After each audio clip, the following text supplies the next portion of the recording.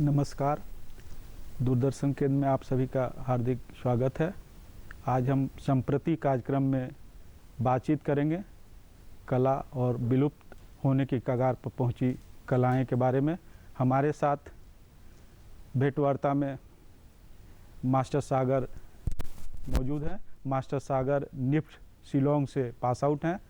Master सागर राष्ट्रीय और अंतर्राष्ट्रीय स्तर पर यहाँ की जो स्थानीय कलाएं हैं जिनको अभी तक पहचान नहीं मिल पाई है, उन्हें पहचान दिलाने में लगे हुए हैं। मास्टर सागर, पहले तो आप बताइए कि ये झारखंड जैसे राज्य से निकलकर आप राष्ट्रीय अंतर्राष्ट्रीय स्तर पर यहाँ की जो लोक कलाएं हैं उसको ले जाने का जो संकल्प और बीड़ा उठाया है, उसके बारे में आप थोड़ा संक्षेप में बताएं। जी, पहले तो सभी दर्शकों को मेरा नमस्कार। सर, मैं ये कहना चाहता हूँ कि बचपन से ही मेरा शौक़ ट्राइबल आर्ट की तरफ था, जो जनजातीय आर्ट होती है उसके तरफ था। तो उसके बाद मैंने स्कूलिंग यहाँ से की, क्योंकि ये जगह मेरा जन्मभूमि है, रांची ही मेरा जन्मभूमि है जी। उसके बाद मैंने पढ़ाई की, स्कूलिंग यहाँ से की। उसके बाद आगे फर्दर स्टडीज़ मैंने बाहर से निफ्ट शिलोंग से की है। फिर वहाँ से बेस्ट डिज़ाइन कलेक्शन का मेरे को अवार्ड मिला था। उसके बाद मैं चला गया मुंबई जाने के बाद वहाँ से मैंने बहुत कुछ सीखा। वहाँ से जो डिज़ाइनिंग थी, जो एक मार्केट के साथ में डिज़ाइन को कैसे जोड़ा जाए, वो चीज़ सीखी। फिर वहाँ से मैं बाहर भी गया, इंटरनेशनल लेवल पे भी गया। वहाँ पे जाके देखा कि वहाँ पे क्या फ़ैशन चल रही है। तो अलग अलग जगह गया, सिंगापुर गया, मकाओ गया, वहाँ से वापस लौटा। तो चूँकि कहते नहीं है कि जहाँ चाह वहाँ रहा, तो वो चीज़ ऐसा हुआ सर कि जो ट्राइबल आर्ट थी वो मेरे को यहाँ से जो सारा एक फ़ैशन कलेक्ट हुआ था मेरे दिमाग में, वो चीज़ मेरे को यहाँ पे लेके आई वापस से। यहाँ पे एक झारखंड सरकार का बहुत ही महत्वपूर्ण योगदान रहा कि उन्होंने नए स्कीम लाके यहाँ पे रखा गोड्डा में, जिसमें मुझे भी जगह मिली वहाँ पे उन जनजातीय लोगों के साथ में काम करने की। तो ये स्कीम था झारक्राफ्ट का। तो मैं झारक्राफ्ट में 2 साल 3 महीने काम किया। अच्छा। फिर मैं यहाँ पे आया। मेरी पहली पोस्टिंग गोड्डा में हुई थी सर। मैं वहाँ गया, वहाँ पे सभी लोगों से, जो जनजातीय लोगों थे से उनसे मिला। उनके जो बुनकर समाज थी उनके पास में जाके रहा, उनसे जाके देखा, सीखा और सिखाया भी। मैंने बहुत सारी चीज़ें सीखी उनसे, और बहुत सारी चीज़ें वीविंग के नए टेक्निक्स जो तरीके थे वो सारी बताई उनको। वहाँ जो गोड्डा में गए, तो गोड्डा में जाने के बाद जो लोकल जो आर्ट वहाँ पे देखने के लिए आपको मिला, उसको आप किस तरह से राष्ट्रीय प्लेटफॉर्म पर या इंटरनेशनल प्लेटफॉर्म पर लाना चाहते हैं? जी सर, मैं वो बताना चाह रहा हूँ आपको। सर, वो जैसे वो बुनकर होते थे, जो उसमें पूरी एक फैमिली उनकी इन्वॉल्व होती है। जो चीज़ें बनती है ना, वो जैसे एक फैब्रिक बनती है, 30 मीटर की फैब्रिक बनती है। वो बनाने में वो धागा जो है, वो जो घर का सबसे बुजुर्ग आदमी, वो धागा उसको स्पिनिंग कर रहा है और धागा निकाल रहा है। तो वहाँ से एक फैमिली का जो सारे लोग हैं, सारे लोग इन्वॉल्व है हर चीज़ में, कहीं ना कहीं कुछ कर रहे हैं। जो घर की औरत है वो डाई कर रही है कपड़े, जो घर का मर्द है वो वीव कर रहा है, वो बुनाई कर रहा है। तो सब अपने अपने काम में, मतलब पूरा फैमिली इसमें इन्वॉल्व है। तो ये सर एक कपड़ा बनने का एक कहानी है। तो वो कहानी मैंने देखी, सीखी, मतलब सामने रह के ये चीज़ देखी। अब उनकी जो क्वालिटी है सर, मैं उस चीज़ से बताना चाहूँगा, क्योंकि सारे आप देखोगे कि डॉक्टर्स भी जो होते हैं वो इस चीज़ को प्रिस्क्राइब करते हैं कि आपको ऐसा ही फ्रेंडली, जो स्किन फ्रेंडली गारमेंट्स होता है वो पहनना चाहिए। तो वो जो बनाते हैं वो ब्रीदेबल होता है सर। वो स्किन में मतलब बहुत सूटेबल होता है वो चीज़। तो वो बनाते हैं। उस चीज़ को हमें समझना चाहिए। और इंटरनेशनल लेवल पे अगर आप देखते हो तो जर्मनी जैसे बड़े बड़े देशों में ये इस चीज़ की डिमांड बहुत ज़्यादा है। वो इस चीज़ को फैशन से जोड़ रहे हैं। तो हम भी इस लेवल पे जा सकते हैं कि अपनी चीज़ों को, यहाँ की बनाई हुई चीज़ों को उस लेवल पे लेके जाए, लोगों को अवेयर करें इस चीज़ के प्रति कि आप इस गारमेंट से पहनोगे, इसमें हम फैशन डाल रहे हैं, आप इस गारमेंट को पहनो। और वही चीज़ है, ये आपके शरीर को, स्किन को भी अच्छी रखेगी। और इससे सर अपॉर्चुनिटी जॉब की बहुत ज़्यादा है। अगर लोग ये समझते हैं तो ये रोज़गार का एक बहुत बड़ा प्लेटफॉर्म हो जाएगा, सिर्फ कपड़े और टेक्सटाइल को लेके, क्योंकि टेक्सटाइल हमेशा से एक बड़ा सेक्टर रहा। बिल्कुल। सिर्फ ये चीज़ समझने की ज़रूरत है लोगों को। और एक चीज़ बताइए, जैसे पीढ़ी दर पीढ़ी जो काम लोग यहाँ पे कर रहे हैं, जो अपनी कला का प्रदर्शन करते हैं, या फिर पूरा परिवार जिस तरह से बोले कि कपड़ा बुनने में लगे हुए हैं, उनको उनका उतना मेहनताना जो नेशनल मार्केट में है नहीं मिल पाता है। उसके लिए क्या अभी जागरूकता की ज़रूरत है? और आप जो काम कर रहे हैं उसमें किस तरह से उनको फोकस करके जागरूक कर रहे हैं कि भाई आप ऐसे जुड़िए, मेरे साथ जुड़िए, या और जो संस्था इस तरह का काम कर रहे हैं उनके साथ जुड़िए तो आपको लाभ मिलेगा। आज जो चीज़ आप यहाँ लोकल मार्केट में बेचते हैं तो आपको पूरा मेहनताना भी नहीं मिल पाता जितना आप काम करते हैं। इसके लिए आपका क्या प्रयास रहा है? जी सर, मैंने देखा भी है कि बहुत सारे वीवर्स जो बनाते हैं कपड़ा, मतलब उनका जितना मेहनताना है वो उनको नहीं मिल पाता। मतलब वो एक तरह से आप एक एक्सप्लॉयटेशन बोल सकते हो उनका। जब वो मार्केट में चीज़ लेके आते हैं बेचने के लिए, अगर 80 रुपये में उन्होंने खर्च किया है तो वो 85-90 रुपये जो भी उनको दाम मिले वो बेच देते हैं। लेकिन उनके उस एक गारमेंट बनाने के लिए पूरी फैमिली, मतलब 6 लोग का मेहनताना इन्वॉल्व है। अगर एक 6 की फैमिली है तो वो सारे नहीं जोड़ते, वो बस 5-10 रुपए में ये कर लेते, क्योंकि वो एक ट्रेडिशनल आर्ट है सर। वो चीज़ पारंपरिक तौर पे शुरू से ही चली आ रही है, उसमें कहीं फैशन नहीं, उसमें कोई डिज़ाइन नहीं है। तो हमने क्या करना है सर, उस चीज़ को एक डिज़ाइन के साथ में जोड़ देना है, एक फैशन के साथ में जोड़ देना है, उसको लेके जाना है। फिर वो समझाना है कि बनी हुई तो फैब्रिक इसकी है, हैंडलूम, और यहाँ पे उनको बताना है कि ये बहुत मतलब स्किन फ्रेंडली है, और ये चीज़ डिज़ाइन के साथ में जो आप नॉन वुवन फैब्रिक में या फिर वुवन फैब्रिक जो मशीन काम करती है उसके अलावा अगर आप इससे पहनोगे तो आपको सेम चीज़ ही मिलेगी। साथ ही ये आपके स्किन को भी स्वास्थ्य के लिए बहुत अच्छा है। तो ये चीज़ होती है सर। इन बातों को मैंने बताने में उनके समझ में ये सारी बातें आ रही हैं जो आप बता रहे हैं? जी सर, बिल्कुल। लोग इससे धीरे धीरे अवेयर हो रहे हैं सर, जैसे उनको समझाया जाए। क्योंकि आप देखोगे जो जैसे कि मैंने बताया कि डॉक्टर्स भी इसको प्रिस्क्राइब करते हैं, और जैसे बड़े बड़े मार्केट्स में इसका भी डिमांड है। अब बाहर देशों से आते लोग और इंडिया से लेके जाते हैं चीज़ें, लेकिन हमारे देश में भी इन चीज़ों को लेके बहुत ज़्यादा मतलब लोग अवेयर नहीं है। तो इस चीज़ को उन तक में लेके जाना है, उनको पहुंचाना है और बताना है कि ये चीज़ जो है वो सबसे मतलब उत्तम क्वालिटी का है, आपको ये चीज़ पहननी चाहिए। आप गोडा का प्रोजेक्ट छोड़ने के बाद अपना स्वरोजगार के क्षेत्र में भी कदम रखे हैं और कई युवाओं को जोड़े हुए हैं। जी सर। तो आपको क्या महसूस हो रहा है, किस तरह से यहाँ का ये जो कलाएं हैं वो दम तोड़ रही हैं और आपसे जुड़कर वो किस तरह उनके आंखों में चमक उभर रही है, ये बात भी बताएं हमें। बिल्कुल सर। सर जैसे मैंने वहाँ पे काम छोड़ने के बाद मैंने अपना काम स्टार्ट किया, क्योंकि यहाँ पे वीवर्स थे और उनके साथ में मेरे को रह के काम करना था, उनके आर्ट को एक स्तर पे लेके जाना था। तो मैंने उनके साथ में रहा, उनको काम कराया, उनको बहुत सारा काम सिखाया उनको। जैसे कि कुछ आर्ट ऐसे होते हैं जिनको आप फ्यूज़ कर दो, जैसे कि संथाली आर्ट ही है, संथाली सोहराई आर्ट है। सोहराई आर्ट को आप किसी और के आर्ट के साथ में फ्यूज़ कर दो तो वो एक अच्छा डिज़ाइन बन के उभर के आएगा। तो है दोनों अपना ट्रेडिशनल आर्ट ही, ट्राइबल आर्ट ही, उसको लेके जाना है और उसको हमने फैशन दिखाना है कि ये चीज़ जो है वो फैशन में। अब इन्हें कलर्स का ये नहीं पता, ये एक सॉलिड कलर्स यूज़ करते हैं, जैसे अर्दी टोन्स आप मान लीजिए, तो अर्दी टोन्स यूज़ करते हैं, लीव फ्लावर्स के कलर्स यूज़ करते हैं, जो पत्थर होते हैं स्टोन्स होते हैं उसके कलर्स यूज़ करते हैं। तो ऐसा है कि उनको कलर्स के साथ में, जैसे हमारा रिसर्च रहता है, हम रिसर्च करते हैं और उसके बाद में देखते हैं ये कलर्स जो है वो आने वाली है, फ्यूचर 2 साल बाद आएगी, तो उस कलर्स को हम लोग पिक किया और उसके बाद में उस कलर्स को बोलते हैं इस कलर पे आप बनाओ। तो वो हो गई ट्रेंड के साथ, आपने फ्यूचर के साथ में मिला दिया उस चीज़ को।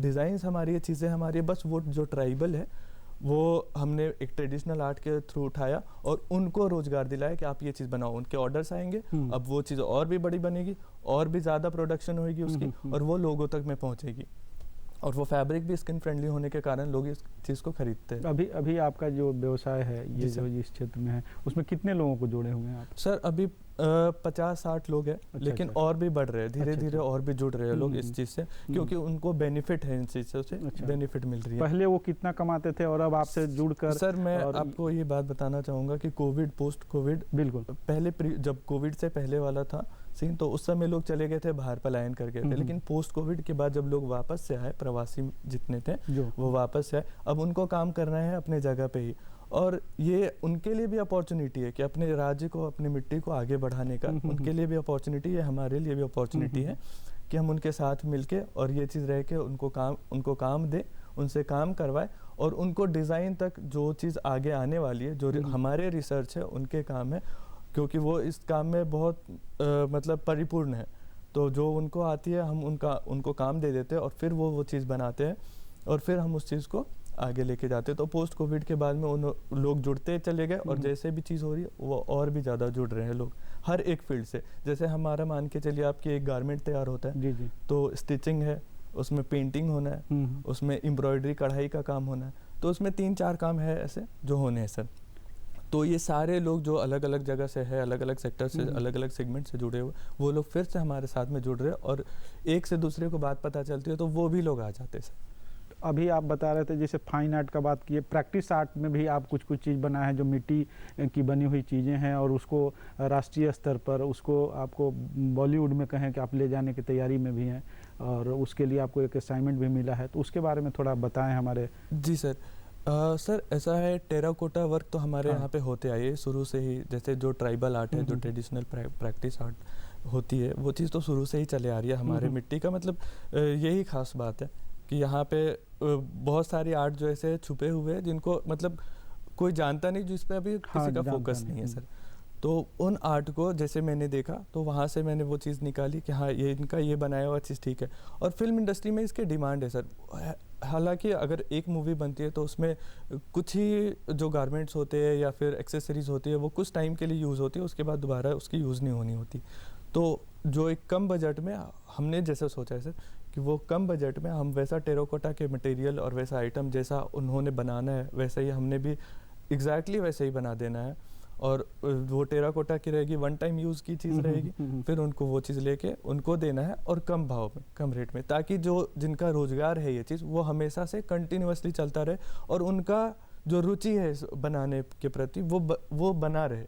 और साथ में जो लोग उनके जैसे पीढ़ी है या फिर जो उनके ऑफ स्प्रिंग्स होते हैं वो जो चले जाते पलायन कर जाते, वो वापस आए और उनकी फैमिली उसको बताए कि नहीं इसमें वापस आ जाओ, हमारी मिट्टी में वापस आ जाओ, इसमें भी रोजगार है और इसमें भी फ्यूचर है। अभी जैसे यहाँ का हमारे झारखंड का ही लीजिए तो कई लोग गुजरात चला गया, कई लोग सूरत चला गया या मुंबई चला गया, कानपुर में जाकर इस तरह से अपनी जो कलाएं हैं उनको वहाँ पे उस आर्थिक लाभ लेने का कोशिश कर रहा है। अगर उसको यहीं मिले तो ज़्यादा बेहतर होगा। और आप इस तरह से काम कर रहे हैं तो सरकार का जो प्रयास है वो अपने आप तो चल ही रहा है, कई स्तर पर सरकार भी प्रयास कर रही है, लेकिन आपके जैसे युवा जब पढ़े लिखे लोग हैं है ना, जो फैशन डिजाइन, आपको फैशन डिजाइनिंग का बेस्ट अवार्ड भी मिला था शिलोंग में जैसा मालूम है, तो उस पर फैशन डिजाइनिंग और फैब्रिक को जोड़ के ये जो हमारा जो लोक संस्कृति है और लोक संस्कृति से जुड़े जो कलाएं हैं उनको जो उभार रहे हैं, उसके लिए शोध वर्क जो करते हैं उसमें आपको कौन कौन सी चीज़ों की ज़रूरत पड़ती है या क्या करते हैं आप?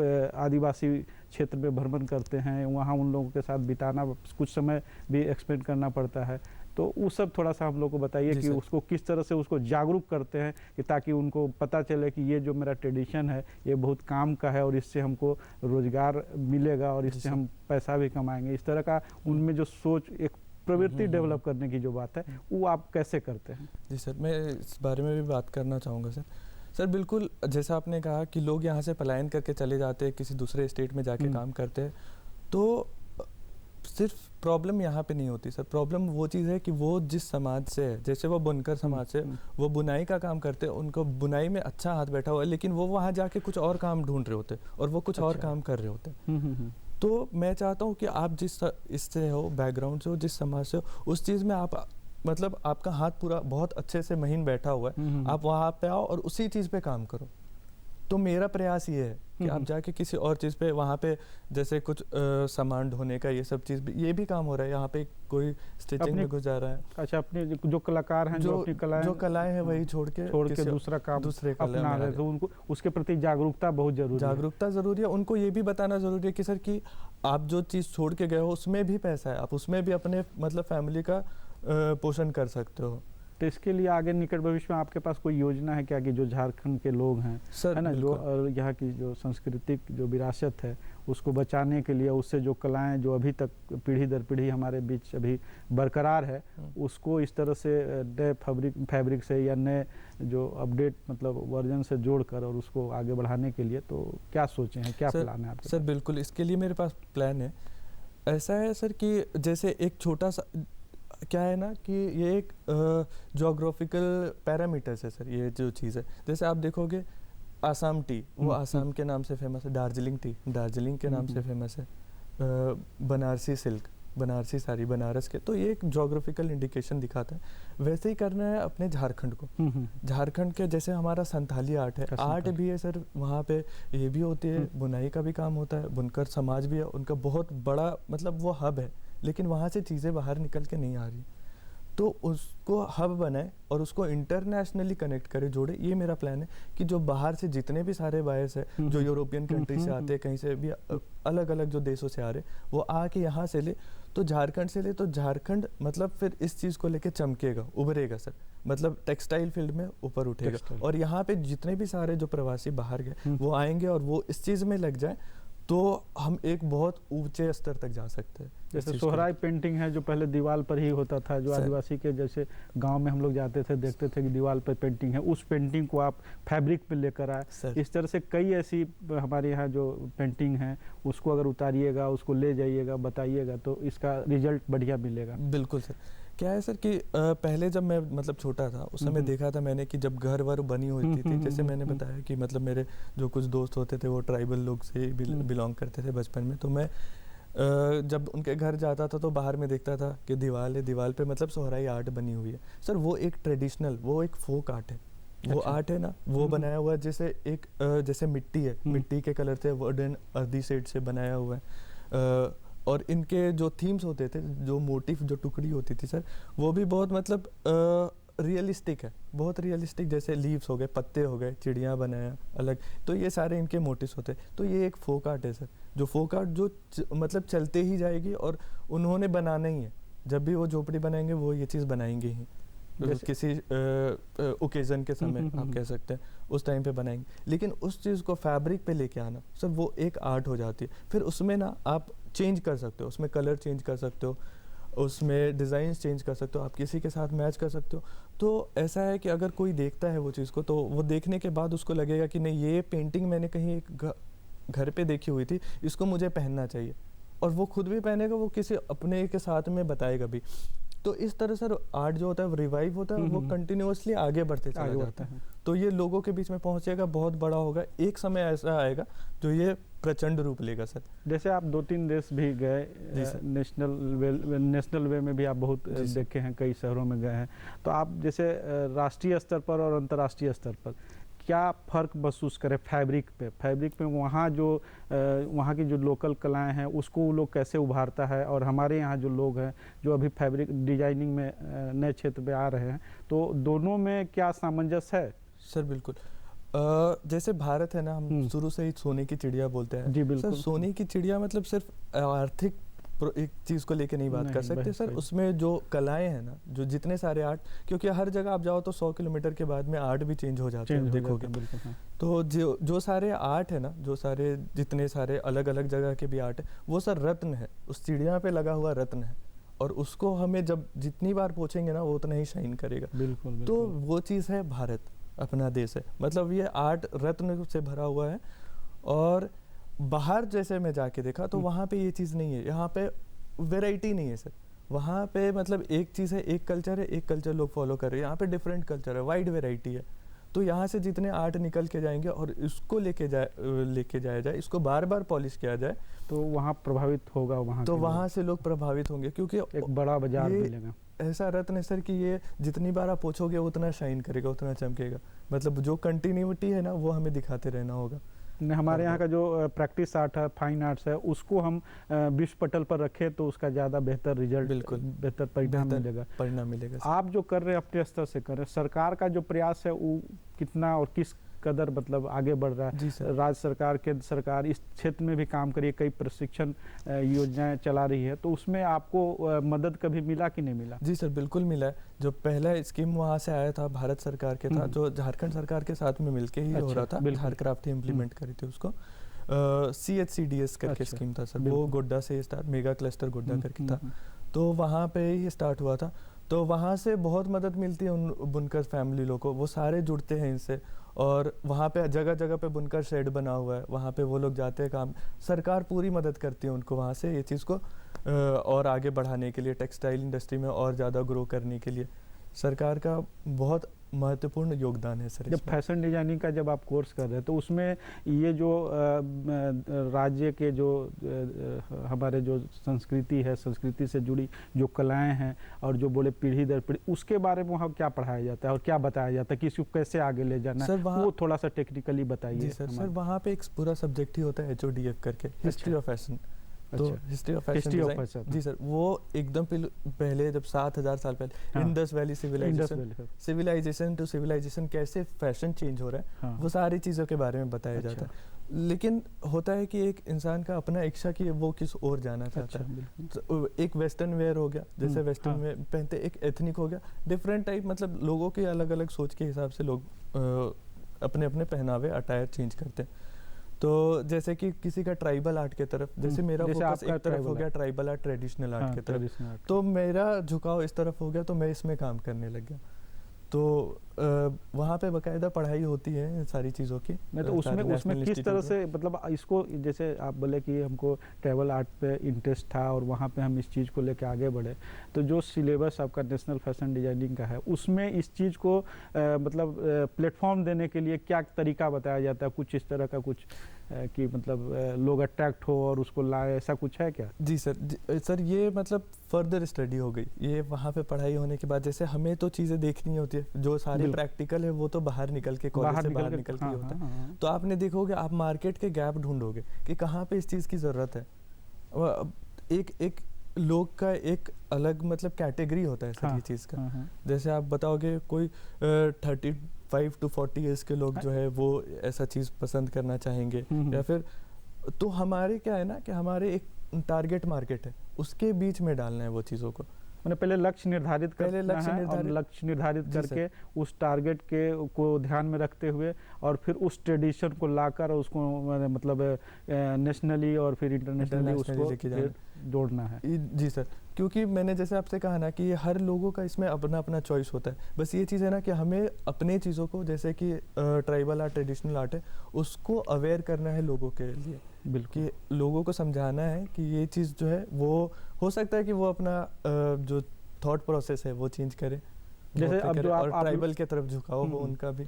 अभी जो आप लेकर आए हैं, ये जो आपका सोहराई आर्ट है और जो एक दो बताए कि उसको हम लाए, तो उससे कितना लोग प्रभावित हो रहे हैं?